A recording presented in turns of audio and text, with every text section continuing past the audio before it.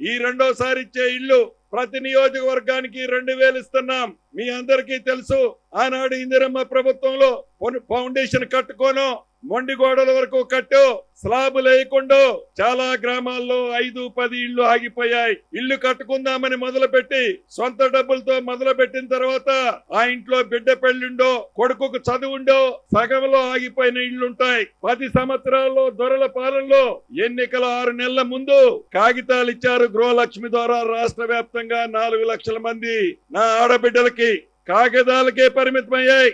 అలా ఇచ్చి ఆగిపోయి మధ్యలో ఆగిపోయిన ఇళ్లున్నాయి. ఈ రెండోసారి ఇస్తున్న ఇళ్లలో అటువంటి వాటికి సంబంధించిన ఈ విడత ఈ 2000లో 500 ఇళ్లు అటువంటి వాటిని కూడా ఇస్తున్నాం. పోయినసారి దానికి ఈసారి దానికి తేడా సగంలో ఆగిపోయిన ఇంటికి, ఆ ఆగిపోయిన ఇంటి పరిస్థితిని బట్టి దానికి కూడా రేవంత్ అన్న మీకు కానుకగా ఇవ్వబోతున్నాడని చెప్పడానికి సంతోషిస్తున్నాను.